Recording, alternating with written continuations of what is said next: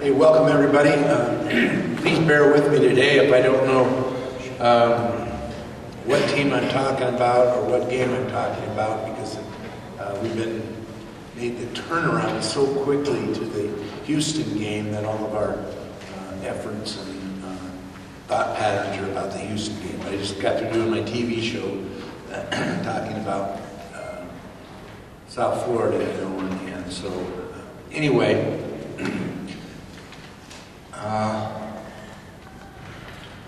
Real proud of the team for the effort that they gave.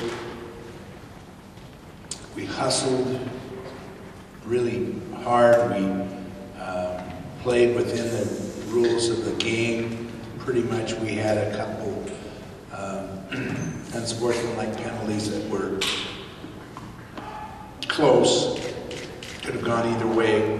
Went against us on two of them. And then 3 offside penalties.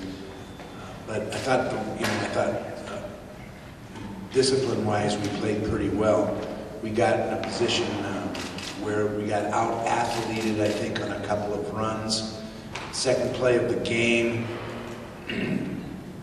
a quarterback, I don't know if Skip Holtz will put this play in or not, but it worked pretty good. It's where the quarterback, they snapped the ball, the quarterback had hit him in the right shoulder, and he kind of muffed it and fumbled it, and the running backs ran over there and tried to pick it up, and we thought it was kind of a fumble, and our guys all kind of dove in there, and then he just rolls out around the end and runs downfield and fakes out a couple of guys and goes 60 yards for a touchdown. And so that was a well-defined, scripted play that they ran. But I think maybe in a way it might have helped us a little bit too, because it was kind of like, oh, now we've got these guys there and they're not all that good, you know. And I think we came away from the game with them respecting us at least as a competitive opponent. Obviously, that we didn't go down there just to compete. We went down there to win the game. And I thought we did have some opportunities in the game where it was getting close, and if the ball would have gone one way or another, we would have, you know, come within striking distance of them in the fourth quarter. But we got through the game pretty much injury-free, which was a huge thing for both teams. Obviously, their punt returner is going to be fine. He's out. Was released from the hospital today with a concussion after he tackled our punter on the sideline. It was really 35 yards of 2 people running at each other. It was a pretty striking blow by the young man from South Florida. But he looks like he's going to be just fine in the future anyway. And Ian Campbell was just fine after the hit.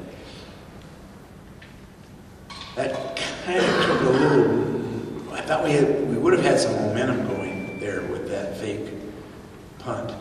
I promised Coach Holtz before the game that I wouldn't do that, and now I'll probably have to give him 3 or 4 mulligans the next time we go out and golf, or let him kick the ball out of the rough or something. Don't count it as a stroke, but we did feel like we could do it, and it worked out really, really good. It was a really excellent call by Jeff Banks, our special teams coach, who's doing an exceptional job with our special teams. Most phases of the special teams are excellent for us, and obviously the kickoff return team, the kickoff cover, the punt cover, our fakes, all the things that we're doing are working out real well. So we're doing a nice job, competed very, very well against South Florida in that aspect. The special teams play, we probably won that third of the game. But we're disappointed with the score, disappointed with the way it got unbalanced and a little lopsided there.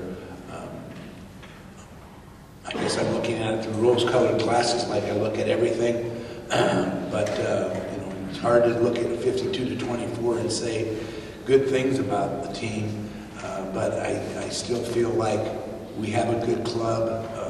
We're getting healthier. Adam Ayala was the only player that got injured this weekend with a sprained ankle. he might be able to play Thursday night also. He wants to really bad, and he's playing really good. So we came away with nobody really seriously injured, both teams, and that's good for both teams. They're real good. They deserve to be in the top 20. They deserve whatever ranking they are. I'm sure it's better than 18th by now. I don't know what their ranking is, but they're a good club, and they've got a good chance of winning the Big East Conference. Just let's open up for questions. When did you decide to start Meager and talk about his play a little bit? Yeah. How could I shouldn't have even, I should have started the whole thing with Carson Meager. I thought he was fabulous in the first half and did a great job throughout the whole game. Again, I know he threw 3 interceptions, and there were reasons for that, different reasons for that happening the way it did, but other than, say, 5 crucial mistakes in the game, he played very well for a guy that was redshirt sophomore that only hardly played at all for us. Geez, he didn't win the game and did everything that pretty much that we expected him to do. Very, very proud of him. Really tough, got hit 11 times, so he showed his toughness. Threw the ball accurately, did a great job at the line of scrimmage, checking in and out of plays.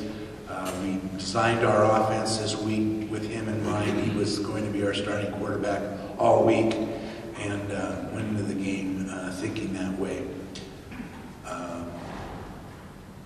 We took Nick down there, and he warmed up Saturday night, but we did not plan on him playing. We planned Carson all the way. Is it safe to say Carson's now the number 2? Well, I would think that would be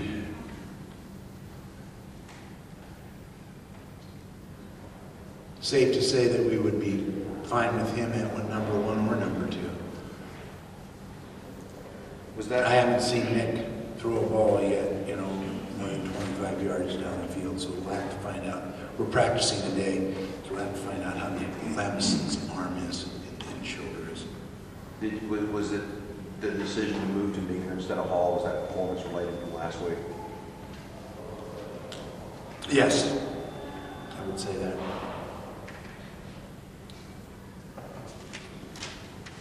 What about, obviously it's hard to take away certain things from the loss, but Right. What do you take away from that's positive? Well, I think, again, I look at it through rose-colored glasses. It's hard to take away the good things from a 52-24 defeat. But I was there. I was on the sidelines. I was with the guys.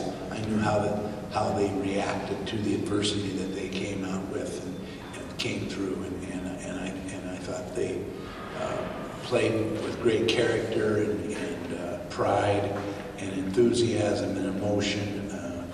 There was no head tapping, put somebody else in the game. We were in really good physical condition. We played hard, we hustled. They were better than us. And I don't think the score was kind of indicative of the game, but they are a better team than we were and played better than we did. 3 games in, I know it might be hard to assess, but is there something more to the character of this year's team that you're noticing? I think that's a real good observation. I think the character of this team is outstanding. I'd like to say every team that we coach has outstanding character, but it's just some of the things that happen with this team that I see that is unrelated to football, but not unrelated to character. It has really good character. Just the way that we travel, the way that if you're around them, you talk to the players, you're at the hotel, you're in the elevator, you're in a restaurant, you're on a plane or a bus or at the airport.